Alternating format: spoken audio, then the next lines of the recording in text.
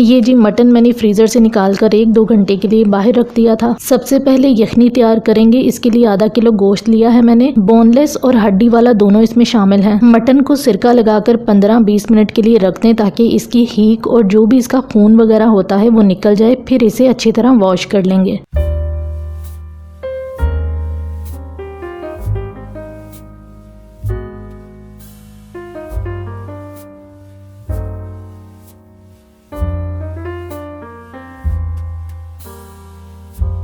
पंद्रह मिनट के बाद ये देखिए मटन का जो एक्स्ट्रा पानी था वो निकल आया है। अब इसको अच्छी तरह वॉश कर लेंगे। मटन या बीफ बनाने से पहले आप इस स्टेप को लाजमी फॉलो करें। इससे कभी भी आपकी हंडिया से हीक नहीं आएगी। कुर्बानी के गोश्त की कुदरती खुशबू होती है जो कभी कभार हंडिया में आ भी जाती है। किसी भी मीट में आप ये रेसिपी बना सकते हैं लेकिन चिकन में नहीं। मटन या बीफ में ही ये काबली पुलाव अच्छा लगता है। ज्यादातर ये पुलाव बीफ में बनता है। इसके पीसेस भी थोड़े बड़े साइज के रखे जाते हैं। अभी जो मेरे पास अवेलेबल था मैं उसी में बना रही हूँ। इसके पीसेस थोड़े छोटे साइज के हैं।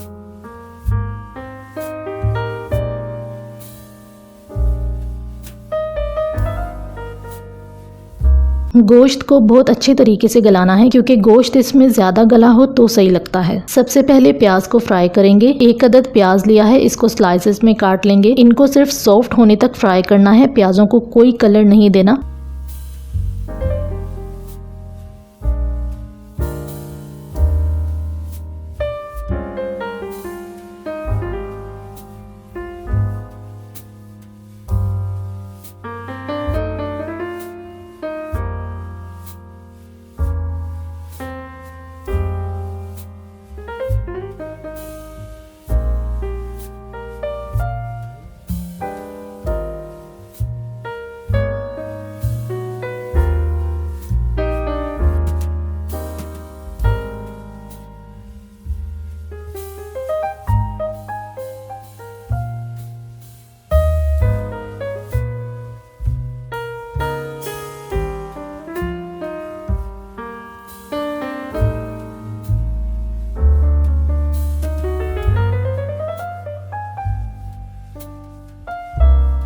जब ये सॉफ्ट हो जाए तो इसमें 2 चम्मच लहसुन का पेस्ट डालकर अच्छी तरह फ्राई कर लें।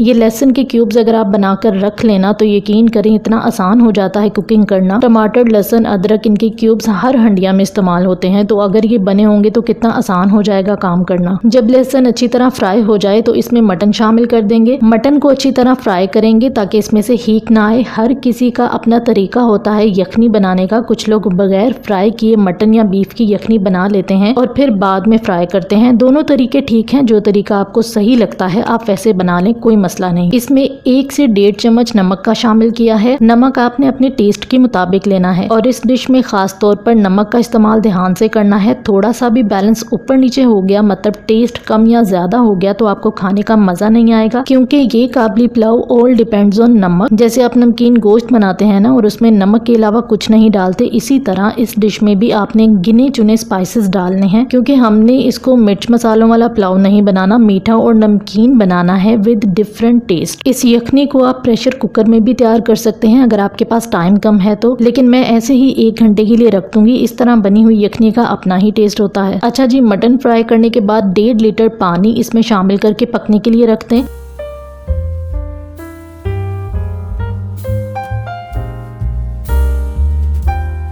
जब तक यखनी तैयार होती है तब तक बाकी के इंग्रेडिएंट्स देख लेते हैं। ये है ब्लैक किशमिश और काबली पुलाव में इसी का इस्तेमाल होता है। जो ज्यादातर घरों में इस्तेमाल होती है किसी भी स्वीट डिश के लिए, येलो और ब्राउन कलर वाली किशमिश वो नहीं लेनी। मैं 2 गिलास चावल बना रही हूँ तो उसके लिए आधी प्याली काली वाली किशमिश लेंगे। मैंने दिखा भी दिया है कि कौन सी किशमिश आपने नहीं लेनी। इसको अच्छी तरह धोकर रख लेंगे।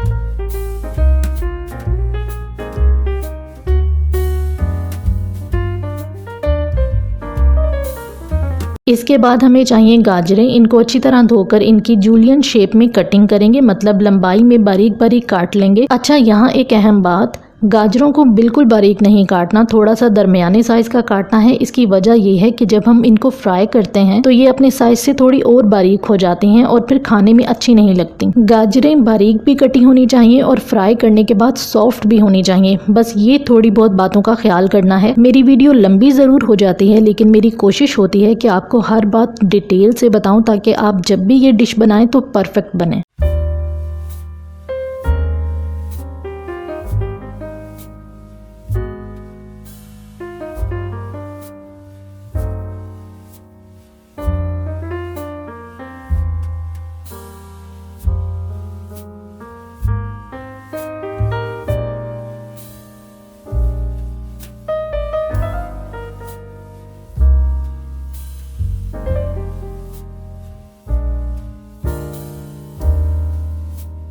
यहाँ जी यखनी बिल्कुल तैयार हो गई है और मटन भी बहुत अच्छा सा टेंडर हो गया है, बहुत सॉफ्ट हो गया है और बहुत इजीली अलग हो रहा है। इस पॉइंट पर चूल्हा बंद कर देंगे और इसकी यखनी स्टेन कर लेंगे और मटन के पीसेस अलग एक बाउल में निकाल लेंगे। मटन जब सेपरेट निकाल कर रखना है तो उसे ढक के रखना है, वरना वो ड्राई हो जाता है और उसका मॉइस्चर भी खत्म हो जाता है।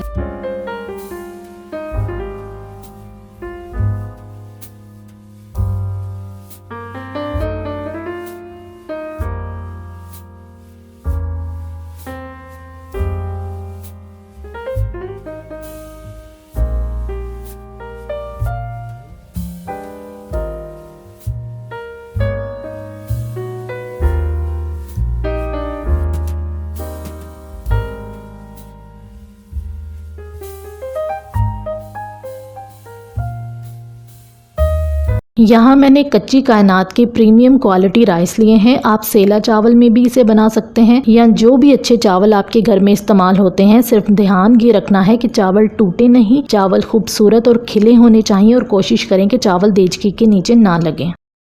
अब एक कढ़ाई में थोड़ा सा ऑयल डालकर गाजरों को फ्राई करेंगे, साथ ही 1 से 1.5 चम्मच चीनी का शामिल करेंगे। मैंने सिर्फ 2 बड़े साइज की गाजरें ली हैं, इसलिए 1 से 1.5 चम्मच चीनी का शामिल किया है। अगर आप 3 ले रहे हैं तो 2 चम्मच भर के चीनी के डाल दें, क्योंकि हमने गाजरों को और ब्लैक किशमिश को फ्लेवरफुल बनाना है और यही फ्लेवर इस काबली पुलाव के टेस्ट को इनहेंस करता है। जब गाजरें फ्राई हो जाएं तो ब्लैक किशमिश को भी इसी के साथ हल्का सा फ्राई करके एक बाउल में निकाल कर ढक कर रख लें, ताकि ये ड्राई ना हो, सॉफ्ट रहें। इसको हम आखिर में जब चावलों को स्टीम पर रखना है उस टाइम इनको भी स्टीम देंगे, ताकि इनका फ्लेवर चावलों में चला जाए।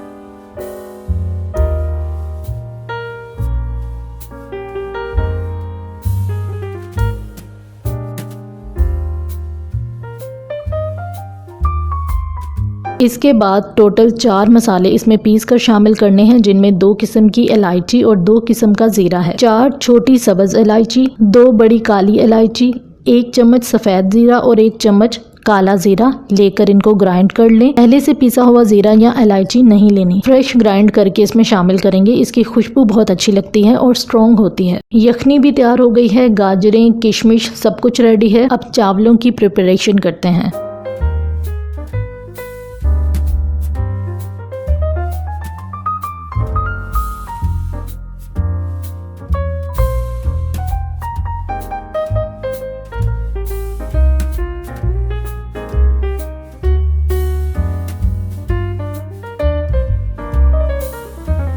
सबसे पहले जिस भी बर्तन में आप बना रहे हैं उसमें ऑयल डाल देंगे। 1 कप के करीब मैंने ऑयल लिया है। इसको हल्का सा नीम गर्म करने के बाद इसमें प्याज शामिल कर देंगे और सिर्फ प्याजों को सॉफ्ट होने तक फ्राई करेंगे। यहाँ भी कोई कलर नहीं देना प्याजों को, ना ही अदरक लहसुन का इस्तेमाल करना है। जितना लहसुन हमें चाहिए था वो हमने यखनी में शामिल कर दिया था। और हाँ, अदरक इस डिश में बिल्कुल शामिल नहीं करना, ना ही यखनी में और ना ही चावलों में।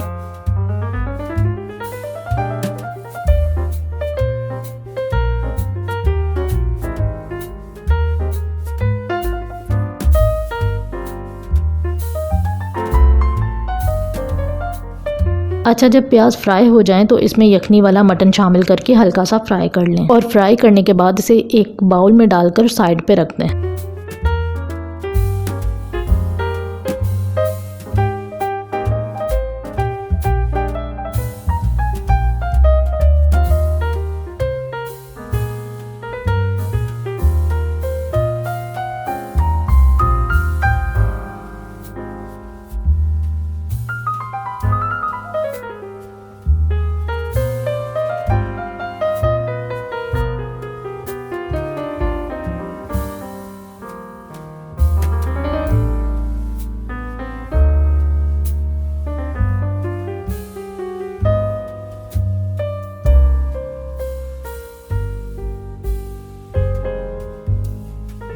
मटन फ्राई करने के बाद इसमें यखनी डाल दें। यखनी 3 गिलास थी और 1 गिलास मैंने पानी का शामिल किया था और साथ ही इसमें 2 चम्मच चीनी के डाल दें और बस 1 उबाल आने तक पकाएंगे। उसके बाद इसमें चावल शामिल कर देंगे।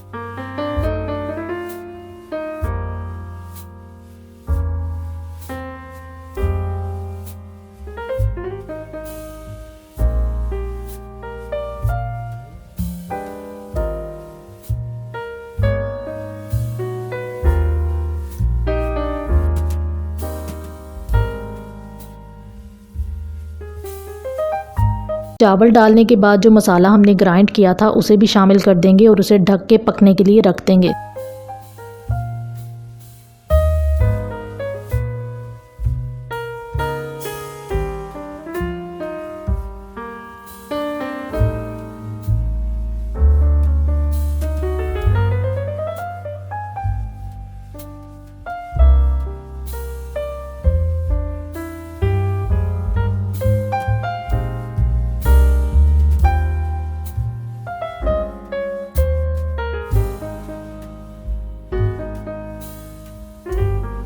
जब चावलों में हल्का हल्का पानी रह जाएगा तो इसमें फ्राई किया हुआ मटन, गाजरें और किशमिश डालकर हल्की आंच पर दम में पकने के लिए रख देंगे। मैं 10 मिनट के लिए चावलों को दम में रखूंगी। 10 मिनट में ये पुलाव रेडी हो जाएगा। इसको अफगानी पुलाव भी कहते हैं, काबली पुलाव भी कहते हैं। इसकी हिस्ट्री मैं फिर कभी आपसे शेयर करूंगी जब नेक्स्ट मैं बीफ काबली पुलाव बनाऊंगी। ये पुलाव किस शहर का फेमस पुलाव है और कौन लोग इसे ज्यादा खाते हैं, अगर किसी को पता है तो कमेंट में जरूर शेयर करें, वरना मैं तो बता ही दूंगी। और ये भी बताएं कि ये पुलाव किस किस का फेवरेट है।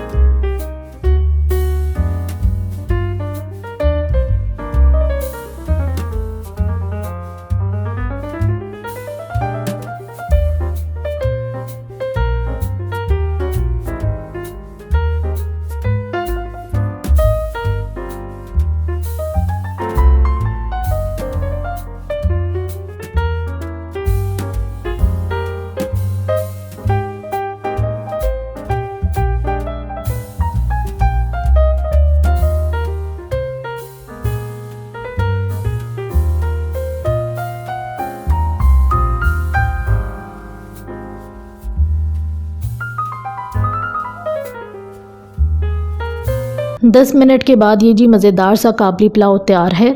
दम खुलने के बाद सबसे पहला काम आपने ये करना है कि जो भी गाजरें और किशमिश रखी थी हमने, उनको निकाल कर एक साइड पर रख दें, लेकिन ढक के, ताकि उसकी खुशबू बरकरार रहे। इसके बाद सर्विंग के लिए खूबसूरत सी डिश लें और अपने बनाए हुए शानदार पुलाव को प्रेजेंट करें। अगर आपके पास स्टील की सर्कल शेप में ट्रे है या एक थाल होती है बड़ी प्यारी सी, तो उसमें ये पुलाव रखा हुआ बहुत शानदार लगता है और एक ट्रेडिशनल सी लुक आ जाती है। लेकिन कोशिश करें कि ट्रे गुलाई में हो। ये मैं सिर्फ इसलिए बता रही हूँ कि किसी दावत में इस तरह से प्रेजेंट करेंगे तो बड़ा अच्छा लगता है, वरना तो देगची में चम्मच से निकाल कर भी खा सकते हैं। लेकिन यकीन करें, अगर आप खुद को इन कामों में मसरूफ कर लेते हैं तो आपको ये भी सोचने का टाइम नहीं मिलता कि कौन हमारे खिलाफ बात कर रहा है, कौन हमारी चुगली कर रहा है, किससे हमें बहुत से गिले हैं, बहुत सी शिकायतें हैं। हमें टाइम ही नहीं मिलता किसी से गिला करने का, या ये कह लें कि याद ही नहीं रहता, इतना मसरूफ हो जाते हैं हम। शायद इसीलिए मुझे मुश्किल काम करने में खुशी मिलती है, क्योंकि मैं मसरूफ रहती हूँ। अगर आपको कोई गाली भी निकाल दे तो इग्नोर करें, बदला नहीं लेना। जो रोज आपकी चुगली कर रहे हैं, आपके खिलाफ बात कर रहे हैं, तो आप ये सोचें कि वो लोग आपको कितनी इंपॉर्टेंस दे रहे हैं। मतलब रोज अगर वो आपके बारे में बात ना करें तो उनको नींद नहीं आती, उनको सुकून नहीं आता, तो इससे अच्छी बात क्या है कि कितने इंपॉर्टेंट बंदे हैं आप। ये है सेल्फ मोटिवेशन जो आपको हमेशा पॉजिटिव रखेगी। तो ये थी जी आज की वीडियो। उम्मीद है आपको पसंद आई होगी। तो मिलते हैं अब नेक्स्ट किसी अच्छी सी रेसिपी के साथ। तब तक दुआओं में याद रखिएगा। अल्लाह हाफिज।